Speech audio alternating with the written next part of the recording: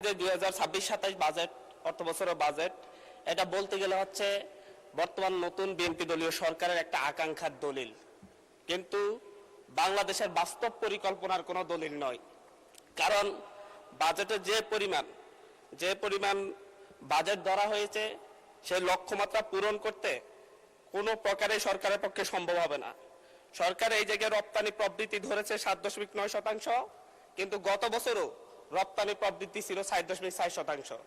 গত এক বছরে রপ্তানি আয় বাংলাদেশে গত 6 মাসে রপ্তানি আয় সর্বোচ্চ গত 10 বছরের মধ্যে সবচাইতে বেশি কমেছে, কিন্তু সরকার এই জায়গায় 7.9% প্রবৃদ্ধি রপ্তানি প্রবৃদ্ধি ধরে মূলত হচ্ছে বাস্তবতাকে অস্বীকার করেছে।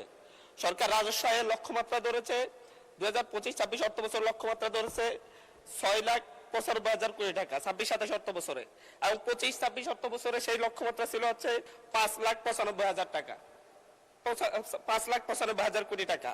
কিন্তু এই রাজস্ব আয় লক্ষ্যমাত্রা রাজস্ব আদায়ের ক্ষেত্রে সরকার মাত্র 4 লক্ষ কোটি টাকায় এই বছরের মধ্যে আদায় করতে পারবে বলে সম্ভব মনে হচ্ছে। এই ক্ষেত্রে বাজেটে ঘাটতি দেখা যাবে প্রায় 4 লাখ কোটি টাকা। এই বাজেট ঘাটতি পূরণের জন্য সরকার চিন্তা করেছে যে হচ্ছে ব্যাংক খাত থেকে ঋণ নিবে, কিন্তু ব্যাংক খাতের যে করুণ দশা বাংলাদেশে গত 16 বছরের মধ্যে প্রায় সর্বোচ্চ নিট ঘাটতি দেখা দিয়েছে বাংলাদেশের ব্যাংকিং খাতে। সরকার ঋণ নিবে বৈদেশিক খাত থেকে। বৈদেশিক খাতে বাংলা বিশ্বে যে বৈদেশিক লেনদেনের ক্ষেত্রে দেখা যায় যে 2023 সালে সারা বিশ্বে $232 বিলিয়ন বৈদেশিক ঋণের লেনদেন ঘটেছে, যেটা 2025-26 অর্থ বছরে এসে $53 বিলিয়ন নেমে এসেছে। সরকার যে 1,35,000 কোটি টাকা বৈদেশিক ঋণ নিবে বলে চিন্তা করেছে, সেই ক্ষেত্রে বৈদেশিক ঋণ নেয়ার ক্ষেত্রে প্রায় মিনিমাম 50,000 কোটি টাকার ঘাটতি দেখা দিবে। মাননীয় স্পিকার, সরকার করমুক্ত আয় সীমা ধরেছে 3,75,000 কোটি টাকা। করমুক্ত আয় সীমা ধরেছে ব্যক্তির ক্ষেত্রে 3,75,000 টাকা প্রতি বছরে, কিন্তু প্রতি মাসে যদি আমরা গড় আয় দেখি 31,275 টাকা।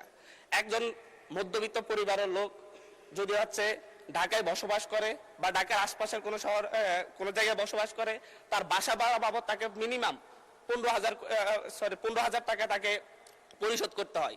গ্যাস বিল, বিদ্যুৎ বিল সব মিলে তাকে আরো 7,000 টাকা, 7 থেকে 8,000 টাকা পরিশোধ করতে হয়। যদি 5 জনের পরিবার হয়, তার খাবার দাবারের জন্য মাত্র আর 8 থেকে 10,000 টাকা থাকে। মাননীয় স্পিকার, এই ক্ষেত্রে মূলত এই বাজেট এবং হচ্ছে সরকার যেভাবে করমুক্ত আয় সীমা বাড়াই নাই, মাত্র 25,000 টাকা বাড়িয়েছে, এটা মধ্যবিত্তের উপর এক ধরনের চাপ সৃষ্টি করবে। সরকার খাদ্য নিরাপত্তা নিশ্চিতের ক্ষেত্রে বারবার বলেছে খাদ্য নিরাপত্তা নিশ্চিত করবে, কিন্তু সেই ক্ষেত্রে এডিপি বরাদ্দ, কৃষি বরাদ্দ 7.7% থেকে নেমে 3.6% নির্ধারণ করা হয়েছে। এর মধ্য দিয়ে বাংলাদেশ মারাত্মক খাদ্য নিরাপত্তার হুমকির মুখে পড়বে।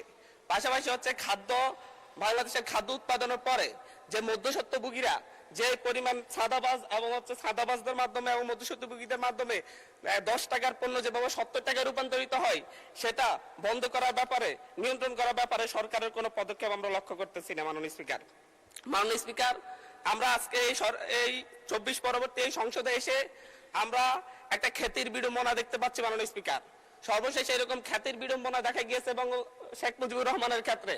যেদিকে তাকিয়েছি, শিক্ষা প্রতিষ্ঠানের নাম বলেন, বিশ্ববিদ্যালয়ের নাম বলেন, রাস্তাঘাটের নাম বলেন, সব শেখ মুজিবুর রহমানের নামে।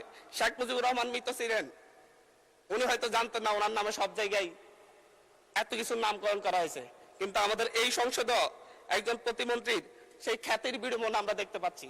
উনি কিছুই জানেন না, কিন্তু 10-12টা শিক্ষা প্রতিষ্ঠানের নাম ওনার পরিবারের নামে হয়ে যায়, রাস্তাঘাটের নাম হয়ে যায়, এবং এমনকি ইউনিয়নের নাম পর্যন্ত হয়ে যায়।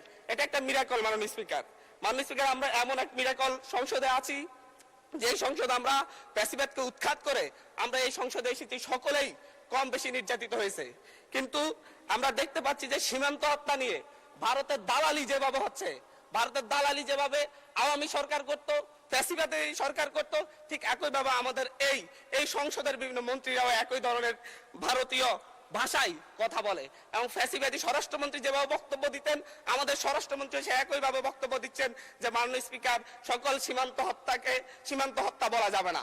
আমরা বলছি প্রত্যেকটা সীমান্ত হত্যাই হত্যা, প্রত্যেকটা সীমান্ত হত্যাই আমাদের সার্বভৌমত্বের জন্য হুমকি। মাননীয় স্পিকার, বাংলাদেশে আমরা 2024-এর পরবর্তী এতদিন আমরা মব কালচারের কথা বলেছে যে হচ্ছে ডক্টর ইউনূস সরকারের সময় মব কালচার অনেক বৃদ্ধি পেয়েছে, কিন্তু আমরা দেখতে পাচ্ছি বাংলাদেশ ব্যাংকে মব সৃষ্টি করে গভর্নরকে বের করে দেওয়া হচ্ছে। আমরা দেখতে পাচ্ছি বাসুসে মব সৃষ্টি করে বাসুসের এমডিকে বের করে দেওয়া হয়েছে। কেন? সরকার ক্ষমতায় আছে, সরকার কেন মব সৃষ্টি করে বের করতে হবে? সরকার তো তাদেরকে প্রত্যাহার করে নিলেই বা চাকরি চুক্তিভিত্তিক চাকরি বাতিল নিয়োগ বাতিল করলে হয়ে যায়। এই ক্ষেত্রে সরকার মবের আশ্রয় নিয়েছে। গত 4 মাসে 17 জন শিশুকে ধর্ষণের পর হত্যা করা হয়েছে, 118 জন শিশুকে ধর্ষণ করা হয়েছে। কিন্তু আমরা দেখছি যে এবং সারা বাংলাদেশে এই ধর্ষণের সংখ্যা প্রায় 5 শতাধিক এবং সারা বাংলাদেশে 6 শতাধিক খুনের ঘটনা ঘটেছে। আমরা স্বরাষ্ট্রমন্ত্রীকে এখানে প্রেমজনিত একটা শিবির নেতার ব্যাপারে আমরা এখানে বিবৃতি দিতে দেখেছি, কিন্তু মাননীয় স্পিকার আমরা ওনার নিজ আসনে ডাকাতির পরে মা মেয়েকে যে ধর্ষণের ঘটনা ঘটছে সেটার বিবৃতি আমরা এই সংসদে দেখি না। মাননীয় স্পিকার, বাংলাদেশের ন্যায় বিচার সুবিচারের কথা বললে সেটা যদি হচ্ছে একপাক্ষিক হয়ে যায়, দলীয় হয়ে যায়, তারও বড় সমস্যা। আমি এই সংসদে বলেছিলাম আমার এলাকায় অভিযোগ উঠেছে সাপলাকলিতে ভোট দেওয়ার কারণে বিএনপির লোকজন একজন নারীকে ধর্ষণ করেছে। আজ পর্যন্ত এটার কোনো সরকারি তদন্ত রিপোর্ট নাই। এই ব্যাপারে আমাদের স্বরাষ্ট্রমন্ত্রী এখানে দাঁড়িয়ে কোনো ব্যাখ্যা দিবেন কিনা মাননীয় স্পিকার আমি জানি না। মাননীয় স্পিকার, আমাদের এই একটা বাজেটে ঠিক পূর্ব বাজেট ঘোষণার পর দিনই বাংলাদেশে নিত্য পণ্যের দাম বৃদ্ধি হয়ে গেছে। চালের কেজি বেড়ে গেছে 7 টাকা, আমাদের তেলের লিটারে বেড়েছে 5 টাকা। কিন্তু হচ্ছে আমরা সরকার বলছে জনগণের আস্থা ফিরে এসেছে। কিন্তু মাননীয় স্পিকার আমাকে আরো 3 মিনিট সময় বাড়িয়ে দিবেন, আমি এই কথাগুলো বলতে চাচ্ছি জনগণের হয়ে। মাননীয় সদস্য, সম্মানিত বিরোধী দলীয় চিফ হুইপ 7 মিনিট দিয়েছেন আপনাকে সময়, তারপরেও আমার ডিসক্রিপশনে আরো 1 মিনিট বাড়ানো হলো। ধন্যবাদ। মাননীয় স্পিকার, সরকারের এই বাজেটের উপর যে জনগণের আস্থা নেই, ব্যবসায়ীদের আস্থা নেই, তার প্রমাণ বাজেটে খাদ্যপণ্যের দাম কমানোর একদিন ঠিক অব্যাহতি পরেই চালের দাম, ডাইলের দাম বাজারে, খুচরা বাজারে বেড়ে যাওয়া। মাননীয় স্পিকার, আমাদের মাননীয় প্রধানমন্ত্রী আজকে এখানে নেই। উনি যখন বিভিন্ন ভাষণে গিয়ে অসত্য তথ্য দিয়ে বলেন বিরোধী দল মিছিল করতেছে মদের দাম কেন বৃদ্ধি করা হয়েছে, কেন সিগারেটের দাম বৃদ্ধি করা হয়েছে, এরকম অসত্য তথ্য দিয়ে যখন মাননীয় প্রধানমন্ত্রী বক্তব্য দেন আমরা খুবই আশাহত হই। মাননীয় স্পিকার, আমরা আশাহত হই যখন ঋণ নিয়ে কথা বলতে গিয়ে সংসদে যখন আমরা ঋণ নিয়ে কথা বলতে চাই, ব্যাংকের ঋণ নিয়ে, ইসলামী ব্যাংক দখল নিয়ে যখন আমরা কথা বলতে চাই, তখন মাননীয় প্রধানমন্ত্রী দাঁড়ায় যখন বলে আপনারা সবাই জমিদার যারা ঋণ নেন নাই, এর মধ্য দিয়ে মূলত মাননীয় প্রধানমন্ত্রী ঋণ খেলাপিদেরকে উৎসাহিত করেন। মাননীয় স্পিকার, আমরা এই ধরনের সংসদ আর চাই না। ধন্যবাদ মাননীয় সদস্য, ধন্যবাদ। একটু বসেন আপনি একটু বসেন জি, একটু আরো 3-4 জন দাঁড়িয়েছে, আমি আপনাকে ডাকবো। সবাই একটু ধৈর্য সহকারে বসি আমরা, please. Thank you. Mister Joynul Abedin Faruk, মাননীয় সদস্য। অর্ডারে আপনার ডিসকাশন আছে, আপনি এটা দিতে পারেন, যেহেতু সংসদ নেতাকে নিয়ে কথা বলা হয়েছে। আমি আপনাকে বিনীত অনুরোধ করব, আমরা যেমন তেমনি দাঁড়াই না, যখন একটা অসত্য তথ্য এই সংসদে উপস্থাপন করা হয় তখনই আমাদের সদস্যের পক্ষ থেকে কথাটা বলার দরকার না। আপনার অনুমতি চাই। মাননীয় সদস্য, একটু আপনি যেহেতু মাননীয় প্রধানমন্ত্রীর কথা বলেছেন, মাননীয় সদস্য মির্জা ফখরুল ইসলাম আলমগীর সাহেব কিছু বলবেন না এই বিষয়ে? যদি আপনি ডেলিগেট করেন ওনাকে দিতে পারি।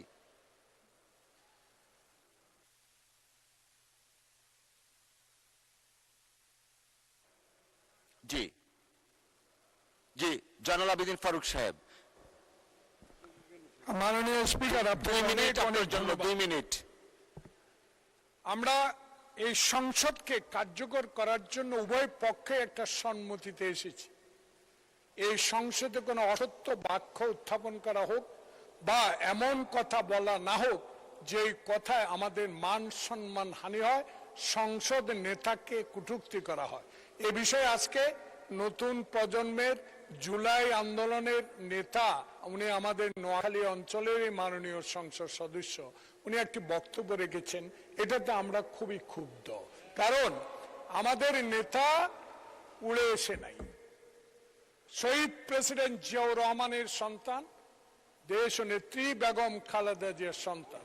16 বছর ধরে যিনি এই দেশের মানুষের গণতন্ত্রের জন্য, ভোটাধিকারের জন্য সংগ্রাম করেছেন, আজকে কোন লুটের ভোটে নয়, 10টা হুন্ডার 20টা গুন্ডার ভোটে নয়, একটা সুষ্ঠু ভোটের মাধ্যমে সংখ্যাগরিষ্ঠ অর্জন করে সরকার গঠন করেছে।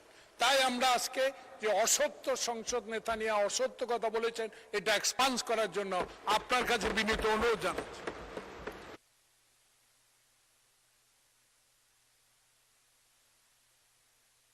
মাননীয় বিরোধী দলীয় চিফ হুইপ, আমরা আসলে বিতর্কে যেতে চাচ্ছি না, একটা বক্তব্যের প্রেক্ষিতে উনি বক্তব্য দিয়েছেন। আমরা আসলে এইভাবে চললে তো সংসদ, আচ্ছা 1 মিনিট আপনাকে সময় দেয়া হলো। মাননীয় স্পিকার, এখানে মাননীয় সংসদ সদস্য দাঁড়ালেন, তিনি যদি স্পেসিফিক্যালি বলতেন কোন তথ্যটা এখানে অসত্য, উনি তো ওনার বক্তব্যের প্রেক্ষিতে বলেছেন, উনি কিন্তু ঢালাওভাবে বলে গেলেন যে বক্তব্য অসত্য কথা বলা হয়েছে। ওনাকে তো ফ্যাকচুয়ালি বলতে হবে কোন ইনফরমেশনটা এখানে ভুল ছিল। আর মাননীয় সংসদ নেতার কথা যদি বলেন প্রধানমন্ত্রীও ভুল করতে পারেন। প্রধানমন্ত্রী এই মাননীয় সংসদে দাঁড়িয়ে বক্তব্য দেওয়ার সময় স্লিপ অফ টাং হয়েছেন, উনি তার ভুল শুধরিয়েছেন। ওনার বক্তব্যের সমালোচনা করার অধিকারও বিরোধী দলের আছেন, ফলে উনি অবশ্যই, ওনাকে আমরা সম্মান করি, উনি জিয়াউর রহমানের সন্তান, খালেদা জিয়ার সন্তান, প্রাইম মিনিস্টার, সংসদ নেতা, কিন্তু তার মানে এই না যে তাকে নিয়ে কোনো কথাই বলা যাবে না, তার কোনো বক্তব্যের সমালোচনা করা যাবে না। আমরা তো গণতন্ত্রের দিকে যেতে যাচ্ছি, আমরা কোনো ফ্যাসিবাদের দিকে আবার যেতে চাচ্ছি না। ফলে এটা যাতে মাননীয় স্পিকার আপনি বিবেচনা রাখেন সিদ্ধান্ত নেওয়ার ক্ষেত্রে। জি, মাননীয় মন্ত্রী মির্জা ফখরুল ইসলাম আলমগীর। ধন্যবাদ জনাব স্পিকার। আমাদের মাননীয় ডেপুটি দুঃখিত বিরোধী দলের হুইপ, যে চিফ হুইপ যে কথাটা বললেন, আমার মনে হয় এটা সত্য নয়, সঠিক নয়। কারণ আমাদের মাননীয় সংসদ সদস্য যে বক্তব্য দিয়েছেন, বিরোধী দলের, সেই বক্তব্যের মধ্যে তিনি সুনির্দিষ্টভাবেই বলেছেন যে আমাদের সংসদ নেতা, প্রধানমন্ত্রী, তিনি অসত্য বক্তব্য দিয়েছেন। এটারই আপনার আমাদের মাননীয় সংসদ সদস্য জয়নাল আবেদীন এটা পয়েন্ট আউট করেছেন। প্লিজ লেট মি সে, আমাদের বলতে দিন। আপনার ফ্যাসিস্টের কথা বলেন, ফ্যাসিস্টের আচরণ তো আপনাদের কাছ থেকে আসছে। No, you must allow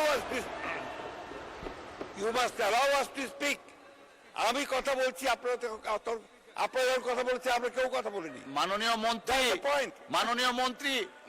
মন্ত্রী এদিকে কথা বলেন, অ্যাড্রেস করে প্লিজ। এটা হবে, পার্লামেন্টে এটা হয়। জি জি জি, আমি আপনাকে যেটুকু অনুরোধ করতে চাই, যে অংশটুকু অসত্য আছে সেই অংশটুকু দয়া করে আপনি এক্সপাঞ্জ করবেন। কারণ আমাদের সংসদ নেতার বক্তব্য সম্পর্কে কোন অসত্য বক্তব্য এখানে মেনে নেওয়া যাবে না মাননীয় স্পিকার। ধন্যবাদ।